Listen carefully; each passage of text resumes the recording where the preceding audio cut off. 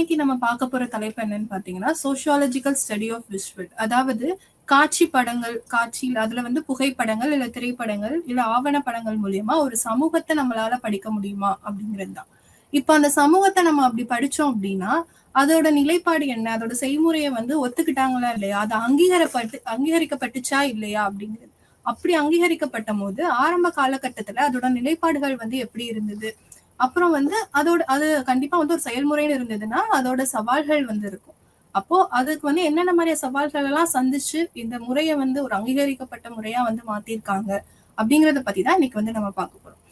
இதுல முதல்ல பார்த்தோம் அப்படின்னா சமூகத்தின் காட்சி அம்சங்கள் அனைத்து கலாச்சாரங்களிலும் உலகளாவிய மற்றும் ஒருங்கிணைந்த பகுதி அப்படிதானே. ஏன்னா ஒரு காட்சி அப்படிங்கிறது வந்து இப்ப எல்லா சமூகத்திலயுமே வந்து எப்படி இருக்கு அப்படின்னா அந்த காட்சி அம்சங்கள் வந்து இருக்குன்னு சொல்றாங்க. ஏன் அப்படின்னா இன்னைக்கு இருக்க சூழல்ல உலகம் முழுவதும், அதாவது ஒரு யூனிவர்சல் திங் அப்படின்னு சொல்றாங்க. ஏன் அப்படின்னா இன்னைக்கு இருக்கக்கூடிய காலகட்டங்கள்ல எல்லா இடங்களிலுமே என்ன ஆயிடுச்சுன்னா இந்த காட்சி பொருள் அப்படிங்கிறது, இந்த காட்சி அம்சங்கள் வந்து இருக்கு அப்படிங்கிறத சொல்றாங்க. நமது சமகால சமுதாயத்தில் காட்சிகள் எல்லா இடங்களிலும் உள்ளன. அவை நம் அன்றாட வாழ்க்கையில ஒரு பகுதியாவே மாறிடுச்சு இல்லையா.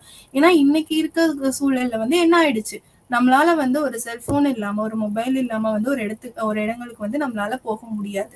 ஒரு காட்சி படம் இல்லாம நம்மளால வந்து எந்த ஒரு வேலையுமே செய்ய முடியாது இல்லையா. ஏன்னா ஒரு காட்சி அப்படிங்கிறது வந்து ரொம்ப வந்து ஒரு மனிதனோட வாழ்க்கையில வந்து ரொம்ப இன்றியமையாததாகவும் இருக்கு. இப்ப நம்ம சமூக வாழ்க்கையில எல்லா துறைகளிலுமே என்ன இருக்கு அப்படின்னா காட்சிப்படுத்தப்படுறோம் எல்லா இடத்துலயுமே. அதுல முக்கியமான ஆராய்ச்சி குறிப்பாக வந்து இனவியல் ஆராய்ச்சியில வந்து இது வந்து என்ன பண்ணிக்க ரொம்ப ஒரு முக்கியமான பங்கு வகிச்சிருக்குன்னு சொல்றாங்க.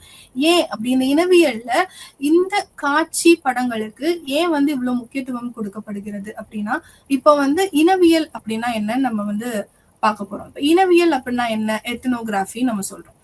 இதை வந்து ஒருத்தவங்க வந்து இனவியல் அப்படின்னா என்னன்னு சொல்லிட்டு விவரிச்சிருக்காங்க. அதோட டெபினிஷன் கொடுத்திருக்காங்க. என்ன அப்படின்னா முறை மற்றும் அனுபவிப்பதற்கான அணுகுமுறை என வரையறுக்கிறது. வெவ்வேறு ஒழுங்கு நிகழ்ச்சி நிரல்கள் மற்றும் தத்துவவார்த்த கொள்கையின் தொகுப்புகளால் தெரிவிக்கப்படும் மற்றும் கலாச்சாரம் சமுதாயத்தை விளக்குவதும் பிரதிநிதித்துவப்படுத்துவதும் அப்படின்னு சொல்றாங்க. அதாவது இத வந்து ஒரு மெத்தடாலஜியா எடுத்துட்டு போறாங்க. எப்படி மெத்தடாலஜியா எடுத்துட்டு போறாங்க அப்படின்னா நம்மளால என்னென்ன எக்ஸ்பீரியன்ஸ் பண்ண முடியுமோ ஒரு கல்ச்சுரல் டெஃபினிஷன் கொடுக்குறாங்க. அந்த கல்ச்சரை, அதாவது அவங்களோட கலாச்சாரங்களை நம்மளால பார்க்க முடியுமா, அந்த காட்சியில இருந்து நம்மளால என்ன பண்ண முடியும், அவங்களோட கலாச்சாரங்களை பார்க்க முடியும் இல்லையா, அவங்களோட அனுபவத்தை வந்து நம்மளால பார்க்க முடியும். இதை எல்லாத்தையுமே நம்ம என்ன பண்ணணும்னா ஒரு சமூக ரீதியாவும் அறிவியல் ரீதியாவும் நம்ம அணுகிறோம் இல்லையா, அதுதான் வந்து இனவியல் அப்படின்னு சொல்றாங்க. இப்ப இனவியல் அப்படின்னு நம்ம படிக்க போறோம் அப்படின்னா நம்ம என்னென்ன படிக்க போறோம்ன்றத பார்த்தோம். அவங்களோட கலாச்சாரம், பண்பாடு, பழக்க வழக்கங்கள் இது எல்லாத்தையுமே வந்து நம்ம படிக்க போறோம்.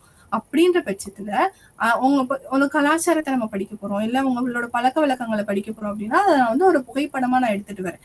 அப்ப அந்த புகைப்படங்கள்ல நான் என்ன பண்ண முடியும், இப்ப வந்து அவங்களோட உடைகள் வந்து என்ன மாதிரியான உடைகள் அணிஞ்சிருக்காங்கன்றத என்னால பார்க்க முடியும். அப்ப அந்த புகைப்படத்தின் மூலியமா அவங்க இந்த மாதிரியான உடைகள் தான் அணியிறாங்க அப்படின்னா ஏன் அந்த மாதிரியான உடைகள் அவங்க அணியிறாங்க, அதுக்குன்னு ஏன் வந்து இந்த வேற மாதிரியான உடைகள் அணியலாமே, ஏன் வந்து ஃபுல்லா கவர் பண்ணியிருக்காங்க அப்படின்னா ஏன் அப்படின்ற கேள்வி வரப்போ அவங்களுக்கு புவியியல் அமைப்பு வந்து அந்த மாதிரி இருக்கும், அவங்களோட கிளைமேட்டிக் கண்டிஷன்ஸ் வந்து அந்த மாதிரி இருக்கும், ஜியோகிராபிக்கல் கண்டிஷன்ஸ் வந்து அந்த மாதிரியான சூழல்ல இருக்கும்.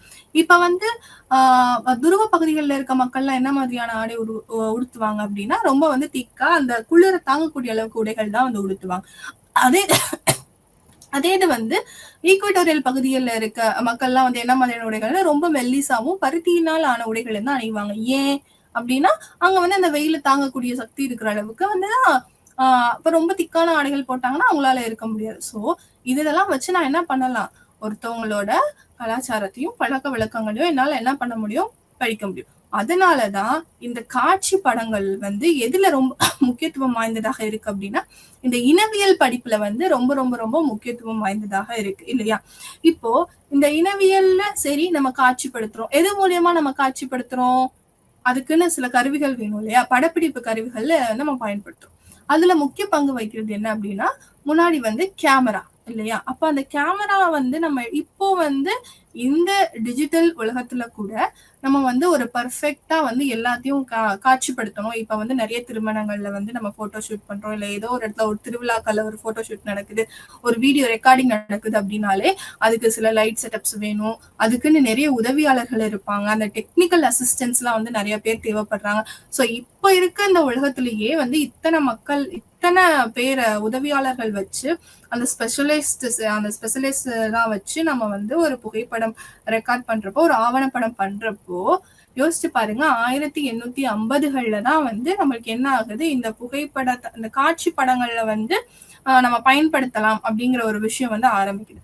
அப்ப அந்த கால சூழ்நிலையில நம்மளுக்கு எப்படி இருந்திருக்கும், நம்ம கேமராங்கிறது ரொம்ப பெரிய ஒரு பொருள் இருந்திருக்கும் இல்லையா? இப்ப மாதிரி ஒரு சின்னதா கைக்குள்ள அடங்குற மாதிரி இருக்காது.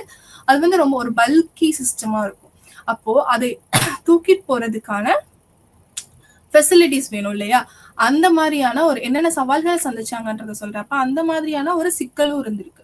அப்ப அதை எடுத்துட்டு போகணும். இப்ப அந்த பிளேஸ் வந்து இப்ப நம்ம பஸ்ல போற மாதிரி இருக்கு அப்படின்னா கூட நம்ம எடுத்துட்டு போயிடலாம். அந்த காலகட்டத்துல அந்த போக்குவரத்து வசதிங்கிறது எந்த அளவுக்கு இருந்துச்சுன்னு உங்களுக்கே தெரியும். அதை வந்து பத்திரமா எடுத்துட்டு போகணும். அது ஒரு விஷயம். இன்னொன்னு வந்து அதை பாதுகாப்பா எடுத்துட்டு போய் அங்க போய் சேர்த்துட்டோம்னு வச்சுக்கோங்களேன். அது வந்து என்ன ஆகும், காஸ்ட்லியா இருக்கும் இல்லையா? அப்ப அதை எடுத்துட்டு போகணும். அந்த டெக்னிக்கல் அசிஸ்டன்ட் அந்த எத்தனை பேர் உதவியாளர்களையும் வந்து நம்ம அவங்களையும் கூட்டிட்டு போகணும். நம்ம சொல்றத நம்ம நினைக்கிறத அவங்க என்ன பண்ணணும், அவங்களும் அந்த காட்சியை வந்து பதிவு பண்ணணும். இப்ப நம்ம ஒரு காட்சியை சொல்லிக்கிட்டு இருப்போம், அவங்க வேற ஒரு காட்சியை பதிவு பண்ணிட்டாங்கன்னா அதுலயும் சிக்கல் இருக்கு இல்லையா? சோ இந்த மாதிரியான சிக்கல் எல்லாம் தவிர்த்து இது எப்படி வந்து ஒரு செயல்முறையா வந்துச்சு அப்படிங்கறத நம்ம பார்ப்போம். இப்ப அந்த இனவியல் பார்த்தோம் அப்படின்னா, அந்த இனவியல் அப்படிங்கிறது வந்து என்னது, ஒரு அறிவை, சமூகம், கலாச்சாரம் மற்றும் தனிநபர்களை பற்றி உருவாக்கிய பிரதிநிதித்துவம் ஒரு செயல்முறை ஆகும் இல்லையா? பிரதிநிதித்துவப்படுத்தப்படும்னா அவங்களை வந்து நம்ம ரெப்ரசென்ட் பண்றோம். இப்ப நான் வந்து அவங்கள படிச்சு போய் நான் சொல்றேன், அவங்கள ஒரு புகைப்படமா நான் பதிவு பண்ணி வச்சிருக்கேன் அப்படின்னா என்னது, நான் வந்து அவங்களோட பழக்க வழக்கங்களை இதுல ரெப்ரசென்ட் பண்ணியிருக்கேன் இல்லையா? சோ அதை வந்து இது சொல்லுது. சோ இனவியலை நம்ம என்ன பண்ண முடியும், ஒரு சமூகத்தை போய் நான் படிக்க போறேன் அப்படின்னா அந்த சமூகத்தை வந்து நான் ஒரு பதிவு பண்ணி வச்சிருக்கேன் அப்படின்னா அந்த சமூகத்தை பிரதிபலிக்கிற முறையில தான் நான் வந்து அதை எடுத்து வச்சிருக்கேன். சோ அனைத்து இனங்களிலும் ஏதோ ஒரு பொருள் வந்து கண்டிப்பா ஒரு காட்சி இருக்கும். சோ பொருள் கலாச்சாரம், அதாவது மெட்டீரியல் கல்ச்சர் அப்படின்னு நம்ம சொல்றோம் இல்லையா?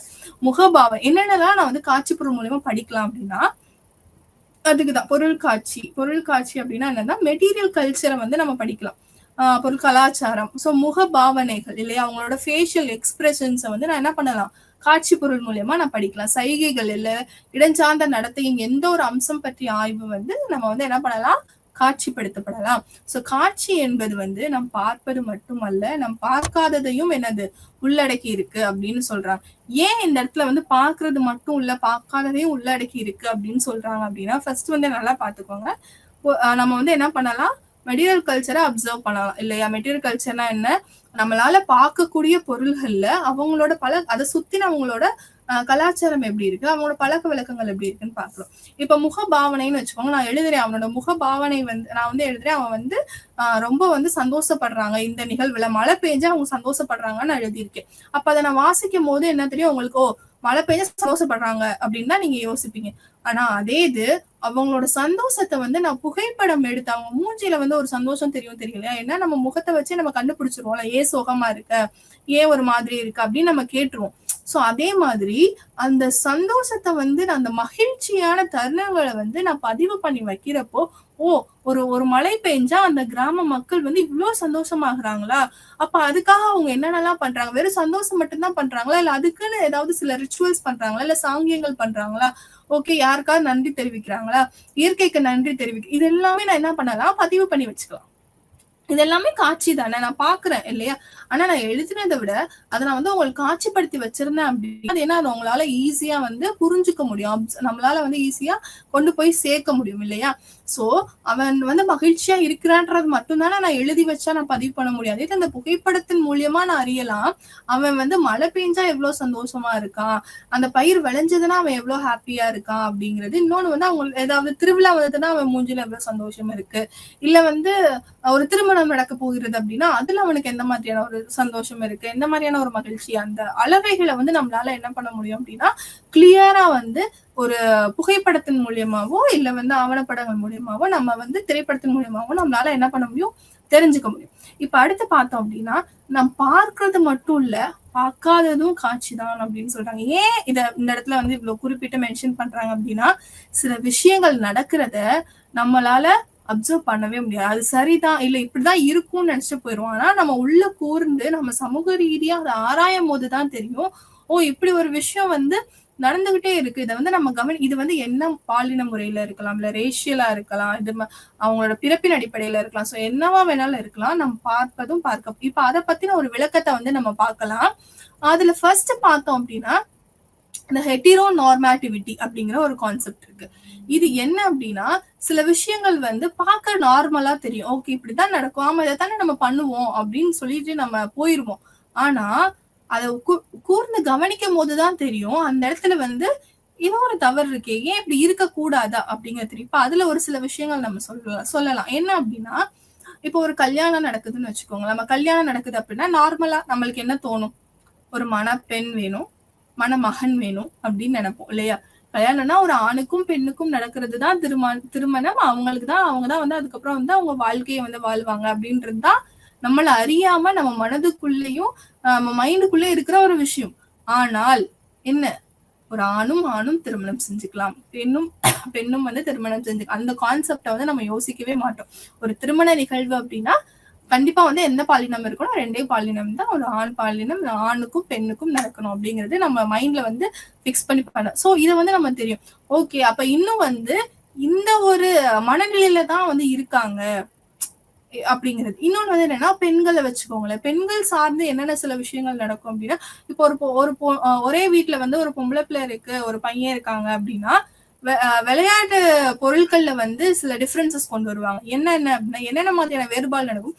பையனுக்குன்னா வந்து கார் வாங்கி கொடுப்பாங்க, சண்டை போடுற மாதிரியான விஷயம், துப்பாக்கி வாங்கி கொடுப்பாங்க. அதே பெண்களுக்கு பாத்தீங்கன்னா ஒரு சாஃப்டான ஒரு பொம்மை, ஒரு பார்பிகளை ஒண்ணு வந்து வாங்கி கொடுப்பாங்க. சோ இந்த மாதிரியான ஆமா ஒரு பொம்பளை பிள்ளைக்கு என்ன வாங்கி கொடுக்க முடியும், அதைதான் வாங்கி கொடுப்பாங்க. ஆமா பையன் எங்க வீட்டுல பையன். ஆனா நம்மளுக்கு என்ன தோணாது, பொன் குழந்தைக்கும் கார் பொம்மை வாங்கி கொடுக்கலான்ற விஷயம் வந்து தோணாது. ஆட்டோமேட்டிக்கா நம்ம கடைக்கு போகும்போது ஓகே பொண்ணுக்கா அந்த ஒரு பொம்மை உனக்கு, இல்லைன்னா அந்த சமைக்கிற ஒரு கிட் இருக்கும் இல்லையா, சமைச்சு விளையாடுறதுக்கான ஒரு கிட், அதை வாங்கிட்டு வந்து கொடுப்பாங்க. அதே இது வந்து ஒரு ஆண் பிள்ளைக்கு பாத்தீங்க அப்படின்னா அவனுக்கு விளையாடுறதுக்கு வந்து காரு, கன்னு இது எல்லாமே வாங்கிட்டு வந்து கொடுப்பாங்க. இது வந்து நார்மலா நம்ம கடந்து போற விஷயம் தான். ஆனா இதுல இருக்கிற என்ன இருக்கு, ஜெண்டர் டிஸ்கிரிமினேஷன், பாலின வேறுபாடுகள் இருக்கா இல்லையா, இருக்குல்ல.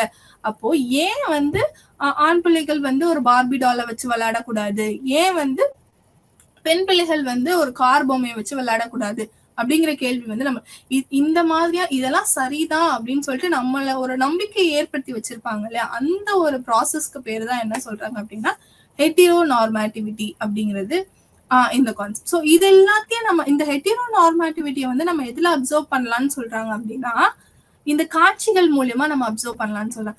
ஏன்னா பார்க்கும் போதுதான் நம்மளுக்கு தெரியும், ஓ இந்த மாதிரி எல்லாம் வந்து இவங்க வந்து ட்ரீட் பண்றாங்க, இந்த மாதிரிதான் வந்து அவங்கள வந்து நடத்துறாங்க, பெண்கள் இப்படித்தான் நடத்துறாங்க, பெண்களை வந்து வீட்டு வேலை செய்யறது வந்து அவங்க கடமையா நினைச்சுக்கிட்டு இருக்காங்க அப்படிங்கறத வந்து நம்ம எப்ப தெரியும் அப்படின்னா, நம்ம அதை காட்சிப்படுத்தும் போது மட்டும்தான் நம்மளுக்கு வந்து அதை தெரியும், நம்மளால வந்து அதை உணர முடியும். ஸோ வந்து இந்த ப்ராசஸ்க்கு பேர் தான் ஹெட்டிரோ நார்மேட்டிவிட்டி.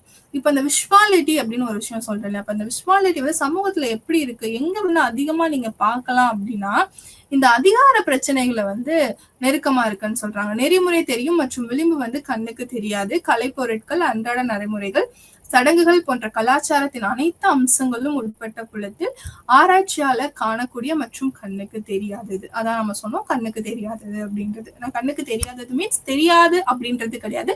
நம்ம வந்து அப்படி ஒரு விஷயம் நடக்கிறத கண்டு அப்சர்வ் பண்ணிருக்க மைண்ட் வந்து அது நார்மல் அப்படின்னு சொல்லிட்டு கடந்து போகும்.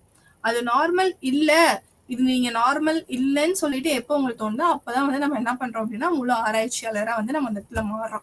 சோ இதுல வந்து என்ன சொல்றாங்க அப்படின்னா, எந்த இடத்துல வந்து நம்ம இதை நல்லா பார்க்க முடியும் அப்படின்னா, அந்த அதிகார பகிர்வுல வந்து நம்ம பார்க்கலாம்.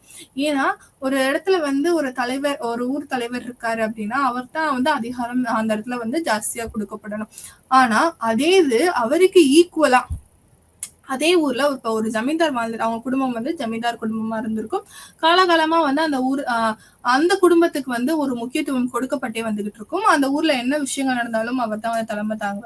அப்படின்றப்போ சில நேரங்கள்ல இந்த ஊர் தலைவர், அதாவது மக்களால் தேர்ந்தெடுக்கப்பட்ட ஊர் தலைவர் வந்து யாரோட பேச்சை கேட்க வேண்டியது இருக்கும்? அந்த ஜமீன்தார் குடும்பத்துல இருக்க ஒருத்தவங்களோட பேச்சை வந்து கேட்க வேண்டியிருக்கும். சில நேரங்கள்ல அவங்க ஆலோசனை கொடுத்து இவர் செயல்படுற மாதிரி இருக்கும்.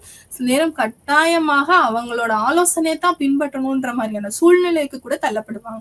சோ இதெல்லாம் வந்து எங்க நம்மளுக்கு தெரிய வரும் அப்படின்னா, அந்த விஷுவாலிட்டி, அந்த காட்சிப்படுத்துதல் மூலியமா மட்டும்தான் நம்மளால என்ன பண்ண முடியும், அதை தெரிஞ்சுக்க முடியும். ஏன்னா ஒரு அப்போ ஊர் தலைவர் தான் இதை முடிவெடுக்கணும் அப்படிங்கிற ஒரு விஷயம் வரப்போ அவர் யாரோட அனுமதியை கேட்டிருக்கணும் அப்படின்னா அந்த ஜமீன்தார் குடும்பத்தோட அனுமதியை வந்து அவர் கேட்டிருக்கணும். அவங்க சொன்னதுக்கு அப்புறம் தான் வந்து இவர் அந்த ப்ராஜெக்டை வந்து அக்செப்ட் பண்ற மாதிரி. சில நேரங்கள் இந்த மாதிரியான ஒரு போகும்போது நம்மளுக்கு அந்த அதிகார பகிர்வுல வந்து நமக்கு வந்து தெரியாது. ஏன்னா ரூல்ஸ் எழுதி இருக்கிறது என்னது, இவர் தான் முடிவெடுக்கணும்னு எழுதியிருக்கோம். ஆனா ஆக்சுவலா முடிவை யாரெல்லாம் இன்ஃபுளுன்ஸ் பண்ணுவாங்கன்றது நம்மளால அந்த காட்சி பார்த்து மட்டும்தான் நம்மளால தெரிஞ்சுக்க முடியும். அதுக்கப்புறம் பார்த்தோம் அப்படின்னா இந்த மானுடவியல் திரைப்படங்கள் மற்றும் புகைப்படத்தின் மேம்பாடு. இப்ப வந்து இதோட டெவலப்மெண்ட் வந்து எப்படி இருக்கு அப்படிங்கிறத பார்க்க போறோம். மானுடவியல்னா என்னன்னு பார்த்தோம்னா ஆந்த்ரோபாலஜி. நம்ம எல்லாத்துக்குமே தெரியும், மனிதர்கள் நம்மளை பத்தி நம்ம படிக்கிற ஒரு படிப்பு மானுடவியல் அப்படிங்கிறது. இதுல வந்து என்ன அப்படின்னா களப்பணியை செய்தவர்கள் முதன்மையானவர்கள் ஒருவரான நம்ம மலினோஸ்கி போன்ற மானுடவியாளர்கள் தங்கள் மோனோகிராஃப்ல வந்து புகைப்படத்தை பயன்படுத்தியிருக்காங்க. அதே மாதிரி மார்கரெட் மீட் இவங்க வந்து என்ன பண்ணியிருக்காங்க, ஜூன் ரூச் போன்ற முன்னோடிகள் வந்து 1950 வந்து இனவியல் சினிமாவின் முக்கியத்துவத்திற்கு ஒரு வழக்கை உருவாக்கி இருக்காங்க அப்படின்னு சொல்லிட்டு நம்ம பாக்குறோம். இப்போ இந்த கலப்பணை செய்தவங்க யார் அப்படின்னா இந்த ஃபீல்ட் ஒர்க் இருக்கு இல்லையா. சோ அந்த ஃபீல்ட் ஒர்க்ல நம்ம மேலினோஸ்கி வந்து என்ன பண்ணியிருக்காங்க அப்படின்னா அவங்களோட மோனோகிராஃப்ல வந்து என்ன பண்ணியிருக்காங்க, இந்த புகைப்படத்தை வந்து பதிவு பண்ணியிருக்காங்க. ஓகே, இந்த மாதிரியான நாங்க ஆராய்ச்சிகள் செய்யும் போது அவங்க எழுதும் போது என்ன எழுதியிருக்காங்க, எழுதியிருக்கிறதுக்கு நடுவுல இந்த புகைப்படத்தையும் அட்டாச் பண்ணி அவங்களோட ஆராய்ச்சிகளை வந்து கொடுத்திருக்காங்க. அப்ப வந்து அந்த புகைப்படத்துக்கு வந்து பெரிதா வந்து மதிப்பு கொடுக்கப்படல. அதை பத்தின எந்த ஒரு கமெண்ட்டுமே யாருமே பண்ண கிடையாது. அது வந்து இது ஒரு அடிஷ்னல் திங் அப்படின்றது மட்டும்தான் பார்த்திருக்காங்க. மற்றபடி அந்த புகைப்படத்தை வந்து யாரும் வந்து உற்று நோக்கவே இல்லை. சோ இது வந்து ஆரம்ப காலகட்டத்துல காட்சிக்கு இருந்த ஒரு நிலைப்பாடுன்னு நம்ம சொல்லலாம். ஏன்னா ஆரம்ப காலகட்டத்துல இந்த புகைப்படத்தை ஒரு முக்கியமான அங்கமா அங்கீகரிக்கப்படலை. சரிங்களா. இப்ப அதுக்கடுத்து பார்த்தோம் அப்படின்னா ஓகே 1880 இந்த மாதிரியான ஒரு சூழல் இருக்கும்போது மார்கரெட் மீட் அப்படின்ற இவங்களோட கான்ட்ரிபியூஷன் வந்து ரொம்ப பெரிய கான்ட்ரிபியூஷன் மார்கரெட் மீட் வந்து தான் எடுத்துட்டு போறாங்க. அதாவது நம்மளால வந்து காட்சிகள் மூலியமா சமூகத்தை அறிய முடியும் அப்படிங்கறதுல வந்து ஒரு ரொம்ப முக்கியமான ஒரு லீடு கொடுக்குறாங்கன்னு நம்ம சொல்லலாம். சரியா. சோ இவங்க என்ன பண்றாங்க அப்படின்னா 1950 இனவியல் சினிமாக்களுக்கு வந்து அதாவது படப்பிடிப்புகளுக்கு வந்து முக்கியத்துவம் கொடுக்குறாங்க. இவங்கதான் வந்து அந்த லீடவே எடுத்துட்டு போறாங்க. ஓகேங்களா. என்ன அப்படின்னா அந்த 1900 காலகட்டங்கள்ல எதுக்கு ரொம்ப ஒரு முக்கியத்துவம் கொடுத்தப்பட்டிருக்குன்னா, நீங்க எழுதி எழுதி எழுதி எழுதி அந்த எத்தனோகிராஃபி இதெல்லாம் நம்ம பண்ணோம், இப்படி எல்லாம் பண்றாங்கன்னு சொல்லிட்டு நீங்க எவ்வளவு தூரம் எழுதி அந்த ரிட்டன் டாக்குமெண்ட்டுக்கு தான் வந்து அதிகமான ஒரு மதிப்பு கொடுக்கப்பட்டது. அததான் வந்து ரியல் எத்னோகிராஃபி அப்படின்னே வந்து அந்த இடத்துல சொல்லப்படுறாங்க. மற்றபடி நீங்க புகைப்படங்கள் வச்சு நீங்க சாட்சிகள் காமிச்சா வந்து அவங்க என்ன பண்றதுல அதை வந்து அவங்க பெருசா வந்து எடுத்துக்கல. சோ ரியல் எத்னோகிராஃபின்னு அவங்க எதை வந்து அப்ப கன்சிடர் பண்ணாங்க அப்படின்னா, அவங்க வந்து நீங்க கதையா வந்து நீங்க எழுதியிருக்கோம். ஆனா நான் வந்து ஒரு 10 வரி எழுதுறதுக்கு பதிலா நான் அதை ஒரு புகைப்படத்தின் மூலியமா நான் வந்து நம்ம வெளிப்படுத்திடலாம். ஆனா அது வந்து அப்ப என்னவா இல்ல, ஒரு முக்கியத்துவம் கொடுக்கப்படல அந்த காட்சிகளுக்காக. சோ அதுக்கப்புறம் என்ன பண்றாங்க அப்படின்னா இந்த இப்படி 1950 வந்து இவங்க கொடுக்கல. அதுக்கப்புறம் என்ன ஆகுது அப்படின்னா ஃபிளாஹர்ட்டின்னு ஒருத்தர் வந்து என்ன இவங்க எல்லாம் வந்து அந்த காட்சி படிப்புகளை படிச்சுக்கிட்டு இருக்கிறப்போ அந்த எத்தனோகிராஃபில வந்து இந்த காட்சிகளை பயன்படுத்திக்கிட்டு இருக்கிறப்போ ஒரு ஃபிளாஹர்ட்டின்றவர் இவர் வந்து இவர் வந்து ஒரு மைனிங்ல வேலை பார்க்குற ஒருத்தர், மைனிங் இன்ஜினியர். இவர் வந்து என்ன பண்றாரு அப்படின்னா நனுக் ஆஃப் த நார்த் அப்படின்னு சொல்லிட்டு அங்க இருக்கக்கூடிய மக்களை வந்து ஒரு படப்பிடிப்பு எடுக்கிறாரு, ஒரு திரைப்படமா எடுக்கிறாரு. அந்த திரைப்படத்துல வந்து என்ன பண்ணப்படுது அப்படின்னா அந்த இன்யூட் மக்கள் இவங்க எங்க வாழ்றாங்க அப்படின்னா துருவ பகுதியில இருக்கிற ஆர்டிக் பகுதிகளில் வந்து இவங்க வாழ்ந்துட்டு இருக்காங்க. நல்லா தெரியும் ஆர்டிக் பகுதிகள் எப்படி இருக்கும், ரொம்ப குளிரா இருக்கும். ஸோ துருவ பகுதிக்கு பக்கத்துல இருக்கிறனால அந்த குளிர்ந்த ஃபுல்லாவே வந்து பனிக்கட்டியா தான் இருக்கும். ஸோ அந்த இடத்துக்கு ஏத்த மாதிரி இவங்களோட வாழ்க்கை முறையை வந்து இவங்க எப்படி அமைச்சுக்கிட்டாங்க அப்படிங்கறத வந்து அவர் என்ன பண்றாரு அப்படின்னா ஒரு திரைப்படமா வந்து கொண்டுட்டு வர்றாரு. அந்த திரைப்படத்துல வந்து என்ன பண்றாங்க அப்படின்னா அதாவது ஒரு ஊர் இருக்குன்னா எல்லாத்துக்கும் பொதுவான ஒரு கருத்துக்கள் இருக்கும் இல்லையா, அந்த கருத்துக்களை மட்டும் பதிவு பண்ணாம அந்த தனி நபரோட கருத்துக்களும் அவருடைய வெளிப்பாடுகளையும் அவருடைய பழக்க வழக்கங்களையும் இவர் என்ன பண்றாருன்னா அந்த திரைப்படத்துல பதிவு பண்றாரு. ஸோ அது வந்து என்னன்னா ஒரு ரொம்ப முக்கியமான ரொம்ப முக்கியமான ஒரு சூழல். ஏன்னா இதை வந்து ஒரு லீடா எடுத்துட்டு போறதுக்கு வந்து இந்த இவரோட படம் வந்து ரொம்ப உதவியா இருந்திருக்கும். அந்த மார்கரெட் மீடும் வந்து எடுத்து சொல்லியிருப்பாங்க. சோ அந்த இன்யூட் இன மக்களோட அவங்க வந்து உயிர் வாழ்றதுக்கு என்ன பண்றாங்க அப்படின்னா வேட்டைக்கு போறாங்க. மீனை போய் பிடிச்சிட்டு வரணும், அந்த ஐஸ் கட்டியெல்லாம் உடைச்சு அதுக்குள்ள போய் மீனை தேடணும், இல்ல வேற ஏதாவது நீர்வாழ் உயிரினங்களை வந்து வேட்டையாடி கொண்டுட்டு வரணும். அதுல வந்து அப்போ அந்த வேட்டையாடி கொண்டுட்டு வரப்படுற உணவுல யாருக்கு வந்து முக்கியத்துவம் கொடுக்கப்படுது அப்படிங்கறத பாக்குறாங்க. இல்ல அந்த வேட்டைக்கு போறாங்கல்ல, அந்த வேட்டைக்கு போறதுக்கு துணைக்கு சில பேர் போறாங்க. அப்ப யாருக்கெல்லாம் வந்து அதிகமான பேர் வந்து போறாங்க, எந்த குடும்பத்துல இருந்து போறாங்க, அப்ப ஆண்களுக்கும் அதுல இடம் உண்டு, இல்ல பெண்களுக்கு வந்து அதுல இடம் உண்டு, அவங்களும் வேட்டைக்கு போறாங்க. அப்ப அந்த அந்த வேட்டையாடி கொண்டுட்டு வரப்பட்ட உணவை வந்து பகிர்ந்து உண்றாங்களா, இல்ல அந்தந்த குடும்பம் தான் போய் அவங்களுக்கான உணவை தேடிட்டு வரணுமா? அந்த சூழ்நிலையில யாருக்கு முக்கியத்துவம் கொடுக்கப்படுது? ஒரு அந்த வீட்டுல இருக்க ஆண் மகனுக்கு முக்கியத்துவம் கொடுக்கப்படுதா, இல்ல பெண் பிள்ளைகளுக்கு முக்கியத்துவம் கொடுக்கப்படுதா, இல்ல குழந்தைகளுக்கு முக்கியத்துவம் கொடுக்கப்படுதா, கணவருக்கு முக்கியத்துவம் இது எல்லாத்தையுமே வந்து என்ன படுத்துறாரு அப்படின்னா காட்சிப்படுத்துறாரு. சில வீடுகள்ல ஒரு மாதிரியான முக்கியத்துவம் கொடுக்கப்பட்டிருக்கும், வேற வீடுகள்ல முக்கியத்துவம். இவர் வந்து என்ன பண்ணாரு, இப்ப வந்து ஒரு 10 வீடுகள் இருக்கு அப்படின்னா ஒரு 7 வீடுகள் வந்து குழந்தைகளுக்கு முக்கியத்துவம் கொடுக்குறாங்க. அப்ப வந்து நம்ம என்ன பண்ணலாம், குழந்தைகள் முக்கியத்துவம் கொடுக்கறத மட்டும் காட்சிப்படுத்தப்படலாம் அப்படின்னு இவர் பண்ணல. இவர் என்ன பண்றாருன்னா ஓகே, ஒரு சில வீடுகள்ல குழந்தைகளுக்கு முக்கியத்துவம் கொடுக்கப்படுகிறது, ஒரு சில வீடுகள்ல வயதானவர்களுக்கு முக்கியத்துவம் கொடுக்கப்படுகிறது, அது மிகவும் குறைவான வீடு அவரோட திரைப்படத்தை கூட நம்ம வந்து என்ன பண்ணணும், பதிவு பண்ணா மட்டும்தான் அவங்களோட மொத்த அந்த கலாச்சாரத்தையும் அவங்களோட பழக்க வழக்கங்களையும் வந்து நம்மளால தெரிஞ்சுக்க முடியும். சோ வந்து இது இப்படி வந்து போயிட்டு இருக்கும் போது இதுக்கு வந்து முன்னாடி ஃபர்ஸ்ட் ஆரம்ப காலகட்டத்துல இதெல்லாம் வந்து இப்படி எடுத்துட்டு போயிட்டே இருக்காங்க. அப்ப வந்து இவரு ஹாட்சன் அப்படிங்கிற ஸ்பென்சர் இவங்க எல்லாம் வந்து அந்த ஆவணப்படம் அதை பதிவு பண்றதுக்கான லீடை வந்து எடுத்திருப்பாங்க நம்ம மார்கரெட் மீடுக்கு அப்புறம். ஹாட்சன்றவர் தான் வந்து முதல்ல 1898 என்ன பண்றாரு அப்படின்னா 4 நிமிடம் படப்பிடிப்பை வந்து பண்றாரு. ஆஸ்திரேலியன் அபரோஜின்ஸ் அப்படின்னு சொல்லக்கூடிய அந்த இன மக்களை படிக்க போறப்ப அவர் வந்து முத ஒரு 4 நிமிடங்களுக்கு ஒரு ஆவணப்படத்தை வந்து ரெடி பண்றாரு. இதான் வந்து ஃபர்ஸ்ட். அப்ப இத பார்த்துட்டு நிறைய பேர் என்ன பண்றாங்க, ஓ இது நல்லா இருக்கே, நம்ம இது மூலியமா வந்து நம்ம மட்டும் இப்ப அந்த எத்தனோகிராஃபிக் ஒரு ஸ்டடி நான் பண்றேன்னு வச்சுக்கோங்களேன், நான் பண்ணிட்டு வந்து நான் எழுதி வைக்கிறேன்.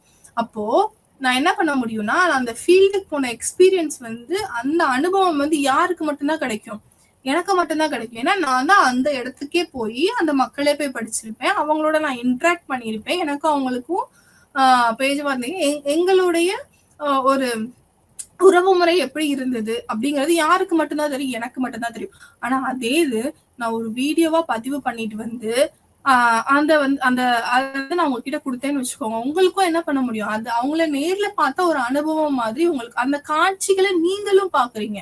அவங்க வந்து எவ்வாறு உணவு சாப்பிடுறாங்க, எவ்வாறு அந்த உணவை பகிர்றாங்க, இல்ல அவங்க திருவிழா வந்து எப்படி எல்லாம் நடத்துறாங்க அப்படிங்கறது யாரும் தெரியும், உங்களுக்கும் தெரியும். சோ இந்த மாதிரியான ஒரு முக்கியத்துவம் வந்து அடுத்தடுத்துதான் என்ன பண்ணுது அப்படின்னா இந்த காட்சி படங்களுக்கு வந்து கொடுக்கப்படுகிறது. இது வந்து ஒரு டிசிப்ளினா வந்து எப்படி எடுத்துட்டு போறாங்க, அந்த விஷுவல் ஆந்த்ரோபாலஜி இல்ல விஷுவல் சோசியாலஜி அப்படிங்கிறதுக்கு அடுத்த ஸ்டேஜ். அப்ப அதுக்கு வந்து நம்ம எந்த அளவுக்கு வந்து இந்த காட்சிகளுக்கு வந்து முக்கியத்துவம் கொடுக்கணும், அதை எப்படி வந்து நம்ம புஷ் பண்ணி அதை எடுத்துட்டு போறோம் அப்படின்னா சோ அந்த கோட்பாடு மற்றும் படப்பிடிப்பு முறைகளில் காட்சி. சோ இந்த டிசிப்ளினா வந்து நம்ம எப்படி எடுத்துட்டு போறோம், ஒரு முறையான கருவியாக கேமராவை பயன்படுத்துவது சமூகவியல் மற்றும் சமூக மானுடவியல் தத்துவார்த்த முன்னேற்றங்களை பின்னணியில் பார்க்கப்பட வேண்டும் இல்லையா? அப்ப நம்ம எது மூலியமா நம்ம காட்சிப்படுத்தப்படுறோம்? கேமரா. அப்ப அந்த கேமராக்கு வந்து நம்ம இம்பார்ட்டன்ஸ் கொடுக்கணும் இல்லையா? நம்ம முன்னாடி பார்த்த மாதிரியே 1800கள்ல ஏன் இது ரிஜெக்ட், அதாவது இது அங்கீகரிக்கப்படாம இருந்த காலகட்டங்கள் வந்து ஏன் அப்படின்னா இதோட சைஸ் தான். ஏன்னா ரொம்ப பெருசா இருக்கும், நம்மளால வந்து எல்லா இடங்களுக்கும் வந்து எடுத்துட்டு போக முடியாது.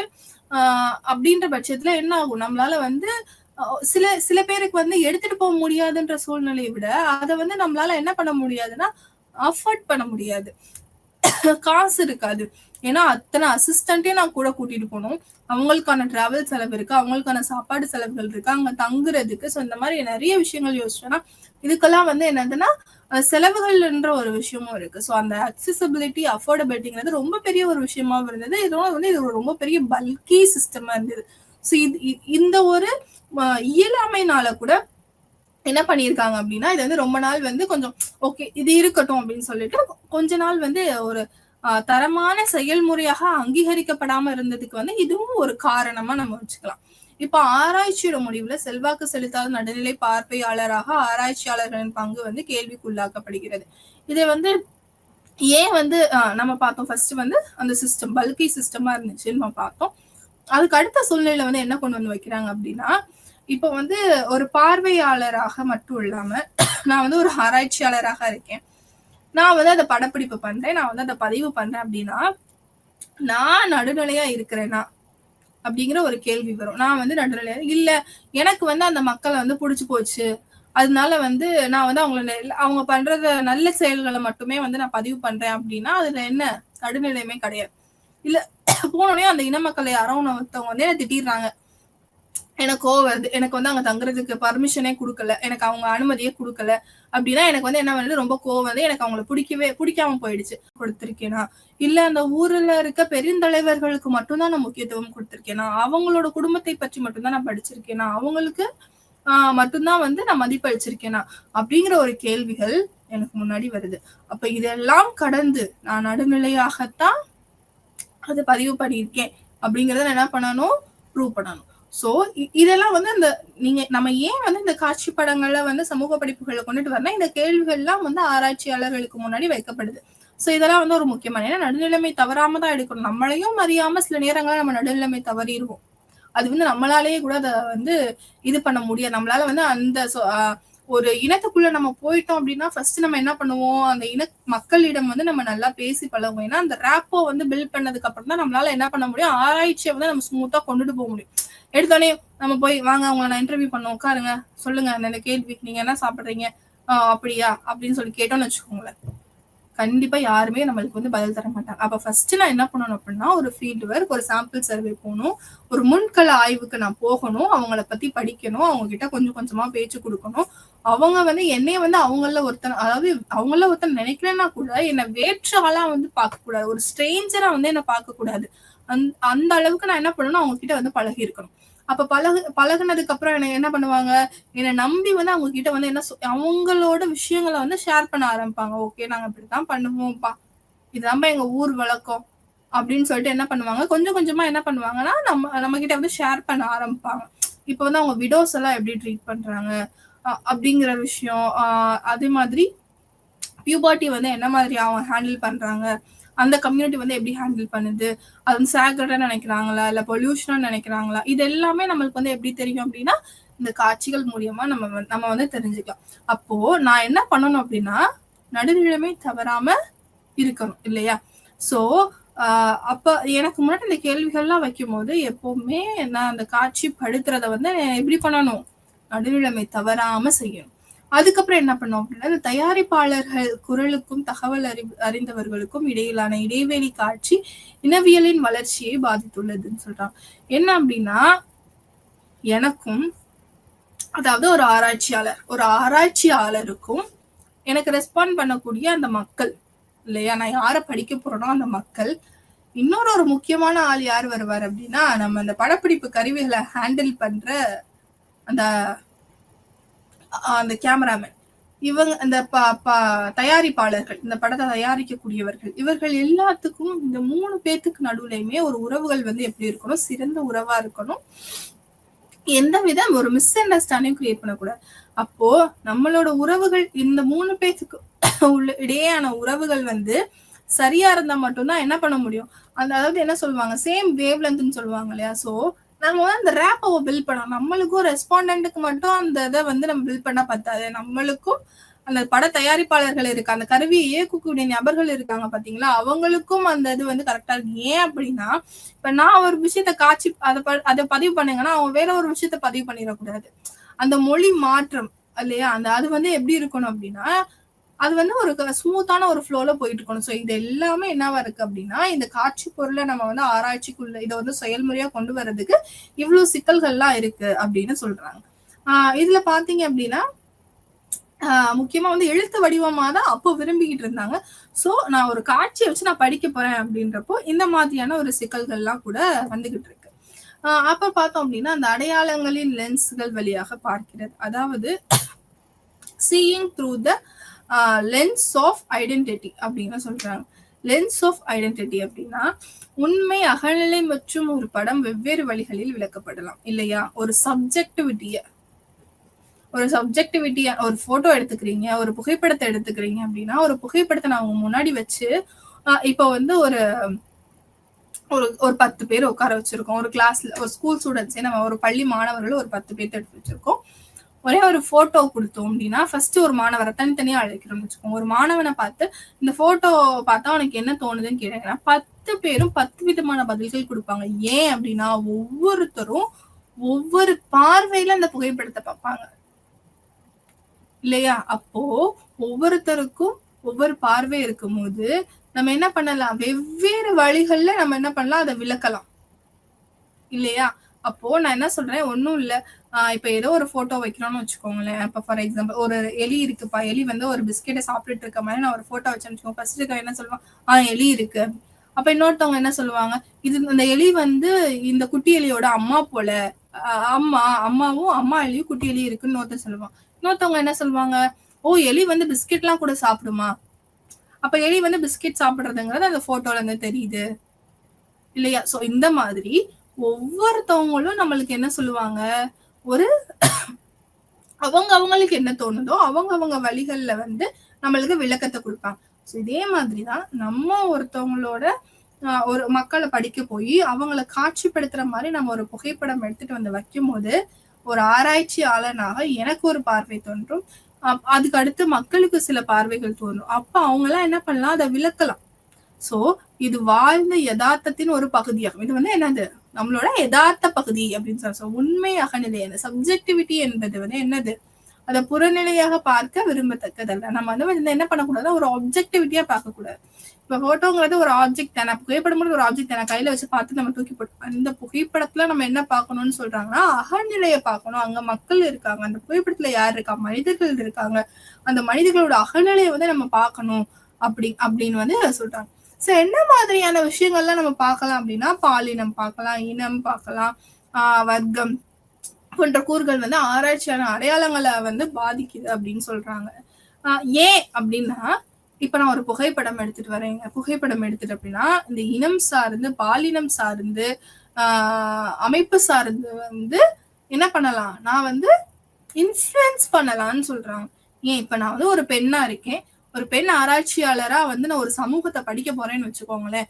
அவங்க என்ன சொல்றாங்கன்னா, அப்ப பெண்களை சார்ந்து உள்ள செய்திகளை மட்டும்தான் நீ பதிவு பண்ணுவ. அது வந்து என்ன சொல்றாங்கன்னா, அது வந்து என்னையும் அறியாமல் வந்து என்னை வந்து இன்ஃப்ளூயன்ஸ் பண்ணும்னு சொல்றாங்க. அதே மாதிரி ஒரு ஆண் ஆராய்ச்சியாளர்கள் போனா அப்ப ஆண்கள் சார்ந்த விஷயங்களை மட்டும்தான் வந்து நம்ம என்ன பண்றோம் அப்படின்னா பதிவு பண்றோம். அது நம்மளையும் அறியாமல் நடக்கும், அது நம்மளுக்கே தெரியாம வந்து அது நடக்கிற ஒரு விஷயம்னு சொல்றாங்க. கண்டிப்பா வந்து என்ன பண்ணும், நம்ம பதிவு பண்றதுல பாதிப்பை ஏற்படுத்தும் அப்படின்னு சொல்றாங்க. ஏன், அப்ப அவங்க இப்ப நான் ஒரு சமூகத்தை படிக்க போறேன், அந்த சமூக மக்கள் வந்து என் இனத்தை சார்ந்தவர்கள், அவங்க வந்து என்னோட மக்கள் அப்படிங்கிற எனக்கு அந்த மனநிலை வந்து எனக்குள்ள வந்துருச்சு அப்படின்னா என்னால சரியான விஷயங்கள், அதாவது அவங்களுடைய எல்லா பகுதிகளையும் நான் என்னால பதிவு பண்ண முடியுமா அப்படிங்கிற ஒரு மிகப்பெரிய கேள்வி. ஏன்னா என் இன மக்கள், அவங்க என் இனத்தவர்கள் எனக்கு தெரிஞ்சதுக்கு அப்புறம் என்ன வந்துடும், ஆட்டோமேட்டிக்கா அவங்களுக்கு சார்பா வந்து நான் ஆயிடுவேன், அவங்களுக்கு சார்ந்து ஆயிடுவேன் நான். ஒரு சாரார் பக்கம். அப்போ ஓகே, நினைத்தவர்கள் கண்டிப்பா நல்லதுதான். அப்போ அவங்க பண்ற நல்ல பழக்க வழக்கங்களை மட்டுமே வந்து நான் பதிவு பண்ணிட்டு, அந்த சமூகத்துல நடக்கக்கூடிய சமூக பிரச்சனைகளை நான் என்ன பண்ணிட மாட்டேன், பதிவு பண்ண தவிர்த்துருவேன். அது என்னையும் அறியாம நடக்கக்கூடிய செயல்களா கூட இருக்கலாம். சில நேரம் தெரிஞ்சே கூட நம்ம என்ன பண்ணலாம், அது தவறவும் முடியாது. சோ இந்த மாதிரியான சிக்கல்கள் எல்லாம் கூட இதுல இருக்கு அப்படின்னு சொல்றாங்க. சோ காட்சி பிரதிநிதித்துவங்கள் என்பது ஆராய்ச்சியாளருக்கு சொந்தமான கலாச்சாரத்திற்கும் ஒரு இனவியலாளர் அல்லது சமூக விஞ்ஞானியாக அவரது தொழிலுக்கும் இடையேயான சிக்கலான தொடர்புகளை விளைவாகும் அப்படின்னு சொல்றாங்க. என்ன அப்படின்னா, ஒரு இனவியலாளர், ஒரு எத்தனோகிராஃபர் இருக்காருப்பா, அல்லது ஒரு சோசியல் சயின்டிஸ்டா வந்து நம்ம என்ன பண்ண போறோம் அப்படின்னா, ஒரு ஆராய்ச்சிக்கு சொந்தமான ஒரு கலாச்சாரத்தை வந்து நம்ம என்ன பண்ண போறோம், படிக்க போறோம் அப்படின்னா, அது என்ன ஆயிடும், ரெண்டு பேத்துக்கும் ஒரு நம்ம வந்து சரியா வந்து அப்சர்வ் பண்ணாம விட்டுட்டோம், நான் வந்து ஒரு சாராருக்கு மட்டுமே பண்ணல, அந்த இடத்துல என்னது, அந்த ரெண்டு பேத்துக்கு தொடர்புக்குள்ள என்ன ஆகுது, ரொம்ப பெரிய ஒரு சிக்கலா வந்து அமைஞ்சிருதுன்னு சொல்றாங்க. ஏன்னா ஒரு காட்சி பிரதிநிதித்துவம் அப்படின்னா ஒரு விஷுவல் ரெப்ரசன்டேஷன் வந்து நான் பண்றேன் இல்லையா, ஒரு விஷுவல் ரெப்ரசன்டேஷனா வந்து நான் பண்ணி கொடுக்கும் போது, ஒரு போட்டோ எடுத்து உங்க முன்னாடி வைக்கும் போது நான் என்ன பண்ணிடுறேன், ஓகே இந்த போட்டோ வந்து ஏன் நீ எடுத்த, ஏன் வந்து நான் இந்த ஒரு ரெண்டு பேர் டான்ஸ் ஆடாத மட்டும் ஏன் வந்து நீ போட்டோ எடுத்திருக்க, ஏன் அதுக்கு பதிலா ஏன் வேற பர்சன்ஸை நீ சூஸ் பண்ணிருக்கலாம்ல அப்படின்ற கேள்விகள்லாம் யாருக்கு முன்னாடி வரும், ஒரு ஆராய்ச்சியாளர்களுக்கு முன்னாடி வந்து வந்துட்டே இருக்கும். ஸோ இது எல்லாத்தையும் நம்ம டேக்கிள் பண்ணி நான் நடுநிலைமை தவறாம தான் அந்த ஆராய்ச்சியை பண்றேனா அப்படிங்கறது வந்து என்ன பண்ணணும், நான் வந்து அந்த நெறிமுறைகளையும் கோட்பாடுகளையும் ஃபாலோ பண்ணணும். சரிங்களா, ஒரு ஆராய்ச்சியாளராக ஃபாலோ பண்ணணும். இப்ப காட்சிகள் வந்து ஒழுங்குபடுத்துதல் அணுகுமுறை, எப்படியெல்லாம் வந்து இந்த காட்சிகளை வந்து நான் ஒழுங்குபடுத்தணும், அணுகுமுறை எப்படி வந்து அணுகுமுறை பண்ணுனா நான் வந்து அது கரெக்டான ஒரு செயல்முறையா பயன்படுத்துறதுக்கு அது உகந்ததா இருக்கும் அப்படிங்கிறத இப்ப நம்ம பார்க்க போறோம். இப்ப புகைப்படங்கள், திரைப்படங்கள் அல்லது வீடியோக்கள் சில காலமாக வெவ்வேறு சமூக அறிவியல் பிரிவுகளில் பயன்பாடுகளில் உள்ளன. ஓகேவா, ஆஃப்டர் அதாவது ஒரு இந்த கேமராங்கிற ஒரு விஷயம் ரொம்ப ஒரு பல்கி சிஸ்டமா இல்லாம அதோட வெயிட் கம்மியாயி கையில நம்ம ஹேண்டில் ஒரு போர்ட்டபிளா அது ஆனதுக்கு அப்புறம் அது என்ன பண்றோம், நார்மலா ஒரு ஆராய்ச்சி நடந்துச்சு அப்படின்னாலே அதை புகைப்படங்களா பதிவு பண்றதுக்கு ஆரம்பிக்கிறாங்க. ஆனா அது செயல்முறையா கொண்டுட்டு வரல, ஆனா புகைப்படங்களா என்ன பண்றாங்க, பதிவு பண்ண ஆரம்பிக்கிறாங்க. எதுல, சமூகவியல் படிப்புல, அறிவியல் படிப்புகள், இது எல்லாத்துலயுமே வந்து எதுல வருது அப்படின்னா அத நம்ம வந்து புகைப்படங்களை வந்து பயன்படுத்த ஆரம்பிச்சுட்டு வரோம். ஆனா செயல்முறையா கொண்டுட்டு வரல, இன்ன வரை செயல்முறையா வந்து கொண்டுட்டு வரல. ஒரு பிரிவா வந்து ஒரு பாட்டா வந்து நம்ம வச்சிருக்கோம் அந்த புகைப்படம் எடுத்து அதை பதிவு பண்றது வந்து. அப்போ இதை வந்து நம்ம வந்து புகைப்படங்களை வந்து எப்ப வந்து பதிவு பண்ண ஆரம்பிக்கிறாங்க அப்படின்னு அந்த ஸ்டேஜ் வந்து எப்ப ஸ்டார்ட் ஆகுது அப்படின்னா, காலனித்துவ மானுடவியலாளர்கள் இந்தியாவில் மக்கள் கலாச்சாரங்கள் மற்றும் நடைமுறைகளை ஆவணப்படுத்த புகைப்படங்களை பயன்படுத்துவார். எப்ப வந்து இந்த பதிவு ஓகே புகைப்படத்தை பயன்படுத்தலாம், இது மூலியமா மக்களோட கலாச்சாரத்தை வந்து நம்ம படிக்கலாம் அப்படிங்கறது வந்து எப்போ எமர்ஜ் ஆகுது, ஒரு சிஸ்டமா எப்போ எமர்ஜ் ஆகுது அப்படின்னு பார்த்தோம் அப்படின்னா, இந்த காலனி காலகட்டத்துலதான். நம்மளுக்கு எல்லாத்துக்குமே தெரியும் காலனைசேஷன் ஒண்ணு நடந்தது, அது இந்தியாவுக்கும் நடந்தது. ஆங்கில அரசுகள், இவங்க ஆங்கில அரசு, பிரெஞ்சு, போர்ச்சுகீசியர்கள், இவர்கள் எல்லாமே என்ன பண்றாங்க அப்படின்னா உலக நாடுகள், பல்வேறு நாடுகளை வந்து காலனித்துவப்படுத்துறாங்க. அதுல வந்து ஆங்கிலேய அரசு வந்து நம்மள இந்திய மக்களை வந்து என்ன பண்ணுச்சு, காலனித்துவப்படுத்துச்சு. அப்போ அவங்க என்ன பண்றாங்க, ஓகே காலனித்துவப்படுத்திட்டாங்க, அவங்க வந்து இங்க ஆட்சி அமைக்கிறாங்க. ஆட்சி அமைக்கும் போது அவங்க கண்ட சிக்கல்கள் என்ன அப்படின்னா, என்னடா அது அந்த சைடு போனா அவங்க ஒரு மாதிரி பிஹேவ் பண்றாங்க, சவுத் சைடு வந்து இவங்க ஒரு மாதிரி பிஹேவ் பண்றாங்க, ஈஸ்ட் பக்கம் போனா அவங்க ஒரு மாதிரி இருக்காங்க, வெஸ்ட் பக்கம் போனா இவங்க இல்ல நாங்க அப்படியெல்லாம் பண்ண மாட்டோம், இது எங்க பழக்க வழக்கம் கிடையாதுன்னு சொல்றாங்க. சரி சென்ட்ரல் இந்தியா போனா அது வேற மாதிரி இருக்கு, என்ன இது இப்படி புதுசா இருக்கே அப்படின்னு சொல்லிட்டு இவங்க என்ன பண்றாங்க, அப்போ வந்து அங்க இருக்கக்கூடிய மானுடவியலாளர்கள் இருக்காங்க இல்லையா, மாணவியர்கள் ஆந்த்ரோபாலஜிஸ்ட், அந்த காலனைசேஷன் டைம் பீரியட்ல இருந்த ஆந்த்ரோபாலஜிஸ்ட் என்ன பண்றாங்க அப்படின்னா, இது சரிப்பட்டு வர நம்மளால எல்லாத்தையும் ஞாபகம் வச்சுக்க முடியும், அதனால என்ன பண்ணலாம் அப்படின்னா எல்லாத்தையும் வந்து ரெக்கார்ட் பண்ணுங்க அப்படின்னு சொல்லிடுறாங்க.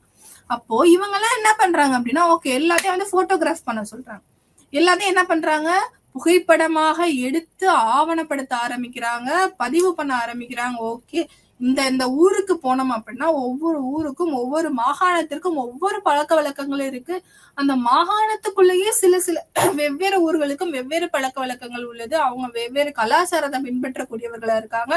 அது மட்டும் இல்ல, இந்த இந்தியா முழுக்க வந்து வெவ்வேறு கிளைமேட்டிக் கண்டிஷன்ஸ் இருக்கு. ஒவ்வொரு புவியிடங்களும் வந்து எப்படி இருக்கு அப்படின்னா மாறுபாடுகள் இருக்கு. அங்க இந்த பக்கம் பார்த்தா ராஜஸ்தான்ல டெசர்ட் இருக்கு, மேல ஜம்மு அண்ட் காஷ்மீர் பார்த்தோம்னா ஐயோ குளிர். ஸோ இந்த மாதிரியான சில விஷயங்கள் வந்து என்ன நார்த் ஈஸ்டர்ன் ஸ்டேட்ஸ் ஒரே மலை அப்படின்னு சொல்லிட்டு இது எல்லாத்தையுமே வந்து அவங்க என்ன பண்றாங்க அப்படின்னா பதிவு பண்ண ஆரம்பிக்கிறாங்க.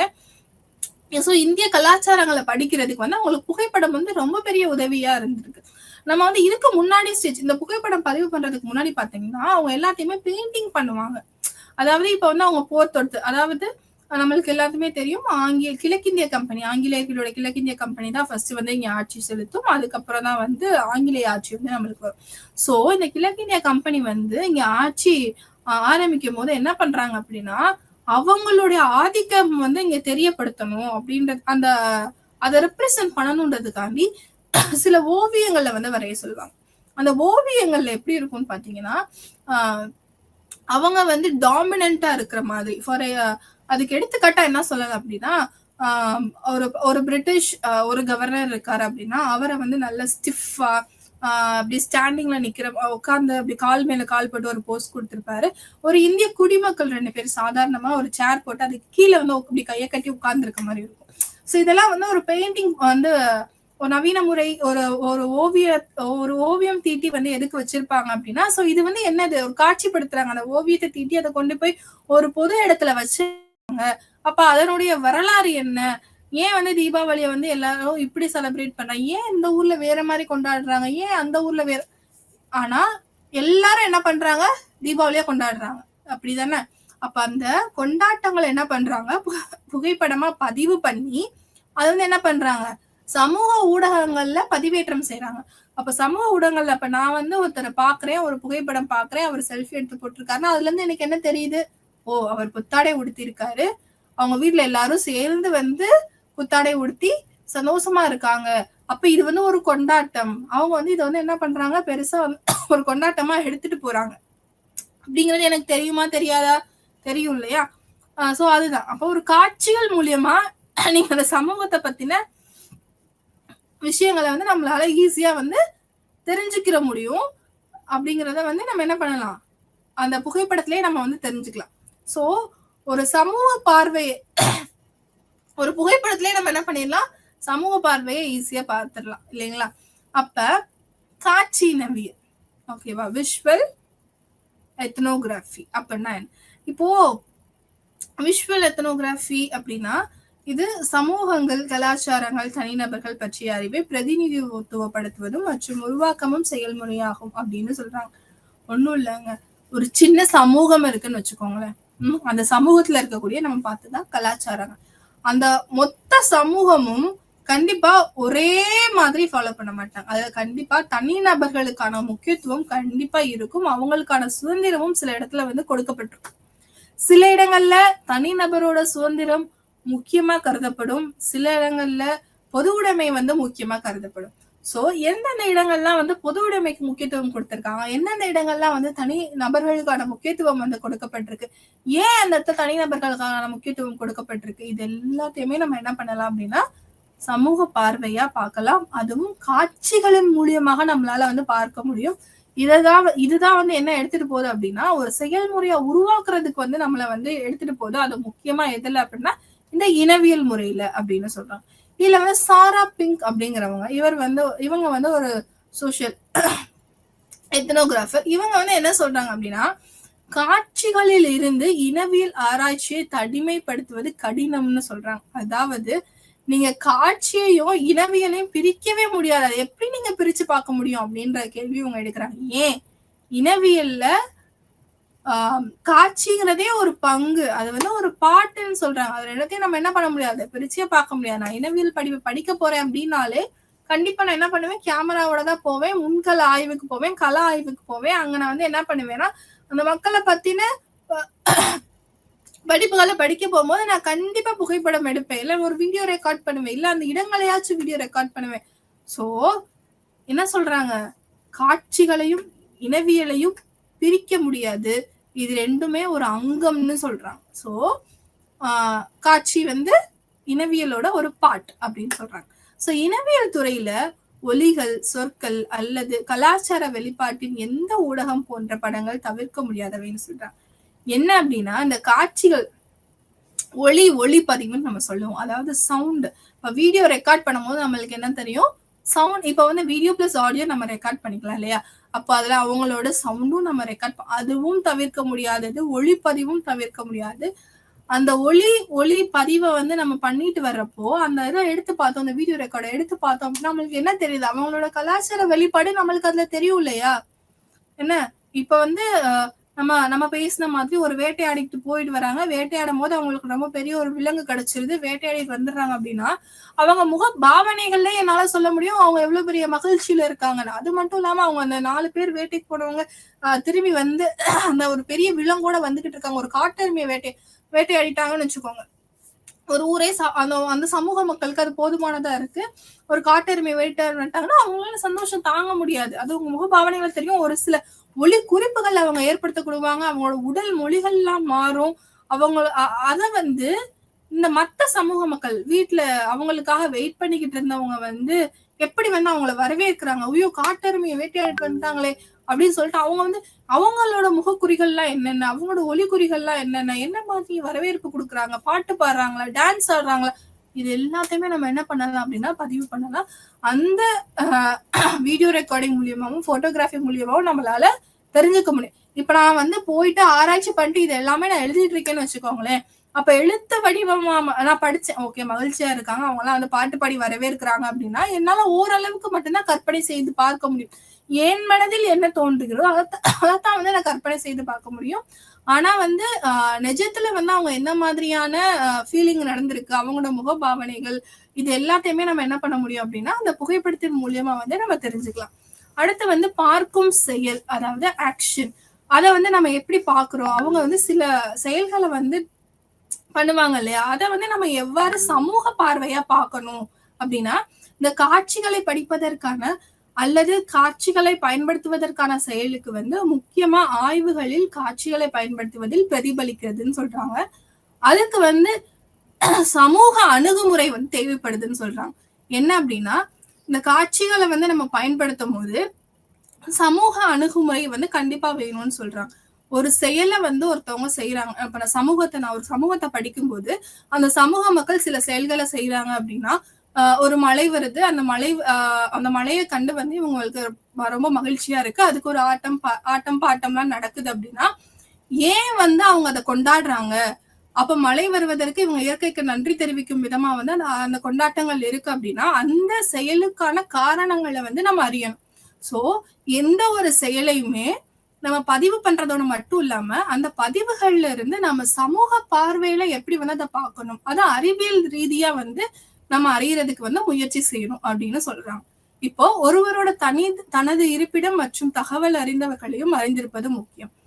இதுல ரொம்ப முக்கியமான ஒரு விஷயம் என்ன அப்படின்னா நம்மளோட நான் ஒரு ஆராய்ச்சியாளனா அந்த இடத்துக்கு போகும்போது என்னோட ரெஸ்பாண்டன்ஸ் அந்த இன குழுக்களை நான் படிக்க போறப்பனா அந்த இனக்குழுக்களோட தகவல்கள் வந்து எனக்கு தெரிஞ்சிருக்கணும், அவங்களோட சூழ்நிலைகள் தெரிஞ்சிருக்கணும். சில நேரம் வந்து அவங்க ரெஸ்பான்ஸ் பண்ண தயாரா இருக்க மாட்டாங்க, நம்மளுக்கு புகைப்படம் எடுக்கிறதுக்கு வந்து அனுமதி கொடுத்திருக்க மாட்டாங்க. அப்ப அவங்களோட சூழலை புரிஞ்சுக்கிட்டு அதுக்கேத்த மாதிரி வந்து நான் நடந்துக்கணும். சில நேரங்கள்ல அவங்களோட பிரைவசியை வந்து நம்ம வந்து தடுக்கிற மாதிரி இருக்கும். சோ அதெல்லாம் வந்து நம்ம என்ன பண்ணணும், அப்ப அவங்களோட ஒரு ரேப்போ வந்து கிரியேட் பண்ணணும். அது வந்து அந்த ஒரு உறவு முறை வந்து நல்லபடியா இருந்தா மட்டும்தான் அந்த ஒரு புரிதல் எனக்கும் அந்த ரெஸ்பாண்டும் கூடிய புரிதல் வந்து நல்ல முறையில இருந்தா மட்டும்தான் என்னோட ஆராய்ச்சி வந்து என்ன பண்ணும், வெற்றி அடையும். சோ நான் என்ன பண்ணணும், எனக்கும் அந்த ரெஸ்பாண்டன்ட் கூடிய உறவு முறையை வந்து நான் பாதிக்காம பாத்துக்கணும். அவங்க அனுமதி கொடுத்தா மட்டும்தான் நான் என்ன பண்ண முடியும், அதை வந்து பதிவு பண்ண முடியும். அதுக்கப்புறம் பாத்தீங்கன்னா இந்த பெய்டன் வந்து என்ன சொல்றப்ப, நாங்கள் வீட்டு முற்றத்தில் இருப்போம், என்னை நடந்ததை என்பதை முடிந்தவரை முழுமையாக பதிவு செய்தோம். நடந்ததை கணிப்பது மிகவும் கடினம். புகைப்பட பதிவிற்கான குறிப்பிட்ட தோரணைகள் அல்லது சைகைகளை தேர்ந்தெடுப்பது சாத்தியமல்ல. என்ன சொல்றாங்க அப்படின்னா ஒரு வீட்டை வந்து ஒரு வீட்டுல இருக்கக்கூடிய ஒரு நிகழ்வை வந்து நான் பதிவு பண்றேன் அப்படின்னு சொல்றாரு. பதிவு பண்ணும் போது ஒவ்வொருத்தருடைய முகக்குறிகள் வெவ்வேறாக இருக்குது, அவங்களோட மகிழ்ச்சிகள் வெவ்வேறாக இருக்குது. அது எல்லாம் என்னால என்ன பண்ண முடியாது, எழுத்து வடிவத்துல என்னால பதிவு பண்ண கடுமையா இருக்கு. ஏன்னா ஒவ்வொருத்தவங்களோட முக பாவனைகளையும் உடல் மொழிகளையும் வந்து நம்மளால என்ன பண்ண முடியாது, எழுத்து வடிவுல பதிவு பண்ண முடியாது. ஆனா அதே இது அவர் என்ன சொல்றாருன்னா, ஒரு புகைப்படம் மூலியமாவும் ஒரு வீடியோ ரெக்கார்டிங் மூலியமாவும் என்னால வந்து ஈஸியா பதிவு பண்ண முடிஞ்சது. அதை என்னால மத்தவங்களுக்கு என்னன்னா காட்சிப்படுத்த முடிஞ்சது அப்படின்னு சொல்றாரு. இப்ப பிரதிபலிப்பு அதான் நம்ம முன்னாடியே பார்த்தோம். காட்சிகள் மூலியமா நம்ம என்ன பண்ணலாம், ஒரு சமூகத்தை பிரதிபலிக்கிற விஷயங்கள் என்னென்னவோ அதை பதிவு பண்ணி, அப்ப அந்த சமூகம் இப்படிதான் இருக்குங்கிறத என்னால காட்சிப்படுத்த முடிஞ்சது அப்படின்னா, அதுதான் வந்து என்னன்னா அந்த விஷுவல் அப்படிங்கிற ஒரு விஷயம். ஸோ விஷுவல் மூலியமா நம்ம சமூக பார்வையை எப்படி வந்து எடுத்துட்டு போறோங்கிறது. ஸோ அந்த ஆராய்ச்சியில நம்ம வெற்றி அடையணும் அப்படின்னா, நம்ம வந்து நடுநிலைமை தவறாம இருக்கணும். எந்த ஒரு சாராருக்கும் நம்ம வந்து என்ன பண்ணக்கூடாது, ஒரு சாரார சார்ந்து பதிவு பண்ணக்கூடியது கூடாது. சோ அதை வந்து என்ன பண்ணணும், பொது உடைமையா இருந்து நம்ம வந்து எல்லாத்தையுமே பதிவு பண்ணணும். காட்சி தொழில்நுட்பங்கள், பட தயாரிப்பாளர்கள் மற்றும் ஆராய்ச்சி. சோ நம்மளுக்கே தெரியும் 1990களுக்கு அப்புறம் தான் வந்து இதை வந்து ஒரு செயல்முறையா வந்து நம்ம அதிகமா பயன்படுத்த ஆரம்பிச்சிருக்கோம். சோ வந்து பியர் போர்டியூ அப்படிங்கிறவர் என்ன சொல்றாருன்னா, காட்சி பணிகளில் ஏற்கனவே உள்ள காட்சி வடிவங்கள் அல்லது பாணிகளை ஏன் தொடர்ந்து பயன்படுத்துகிறார்கள் என்பதை விளக்க முயன்றதுன்னு சொல்றாங்க. அதாவது ஒரு காட்சி, ஒரு படத்தை வந்து நம்ம முன்னாடி வைக்கிறப்போ ஒரு சில முகபாவனைகளை மட்டும் வந்து அந்த இன மக்கள் அடிக்கடி பயன்படுத்திட்டே இருப்பாங்க. அப்ப ஏன் வந்து இவங்க இந்த முகபாவனைகளை மட்டும் பயன்படுத்துறாங்க, இது அவர்களுக்குள்ள நடக்கக்கூடிய உரையாடலா, அப்ப ஏன் வந்து இதை பயன்படுத்துறாங்க அப்படிங்கறத விளக்குறதுக்கு அவருக்கு ரொம்ப பயன்பட்டுருச்சு அப்படின்னு சொல்லி சொல்றாரு. சோ வந்து இதெல்லாம் வந்து ரொம்ப ஒரு முக்கிய ஒரு பிளஸ் பாயிண்டா வந்து இந்த காட்சி பொருட்கள்ல வந்து சொல்றாங்க. சோ காட்சிகள் தெரிவுநிலை மற்றும் இது வந்து என்ன சொல்றாங்கன்னா ஒரு யதார்த்தமா இருக்கும்.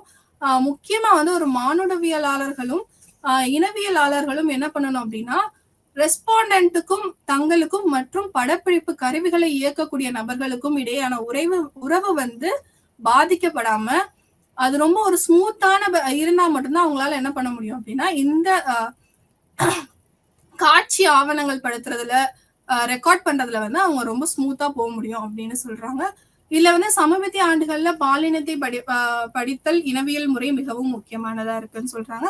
அது இப்ப இருக்க காலகட்டத்துல ஜெண்டர் சொசைட்டி அப்படிங்கிற ஒரு கான்செப்ட் வந்து அதுல ஆராய்ச்சிகள் நிறைய நடக்குது. அந்த ஆராய்ச்சிகள்ல பாத்தீங்க அப்படின்னா இந்த காட்சி படங்கள் வந்து அதிகமா வந்து பயன்படுத்திட்டு வர்றாங்க.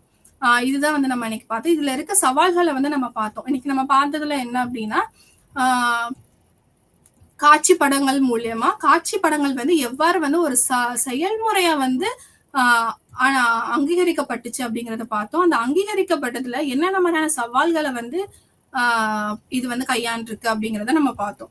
அதுல வந்து இனவியல்ல வந்து ஏன் ரொம்ப முக்கியமான ஒரு பாட்டா இருக்கு அப்படிங்கறத நம்ம பார்த்தோம். ஏன் இனவியல்னா என்ன, மக்களை பத்தி படிக்கிறது, அவர்களுடைய செயல்களை பற்றி படிக்கிறது, அந்த செயல்களின் மூலியமா அவங்களோட சமூகத்தை அது எப்படி பிரதிபலிக்கிறது அப்படிங்கறத வந்து நம்ம பார்த்தோம். அதுக்கப்புறம் பாத்தீங்கன்னா அந்த ஹெட்டிரோ நார்மாட்டிவிட்டி அப்படிங்கிற ஒரு கான்செப்ட் பார்த்தோம். அதாவது சில விஷயங்களை வந்து நம்ம பார்த்திருப்போம், ஆனா அதை வந்து என்ன பண்ணியிருக்கோம், அது நார்மலான ஒரு விஷயம் சொல்லிட்டு நம்ம வந்து கண்டுக்காம போயிருப்போம். சோ எல்லா விஷயங்களையுமே நம்ம என்ன படுத்த முடியும் அப்படின்னா காட்சிப்படுத்த முடியும். காட்சிகள் மூலியமா நம்ம என்ன பண்ணலாம், சமூக பார்வையை பார்க்கலாம் அப்படிங்கிறது தான். நன்றி.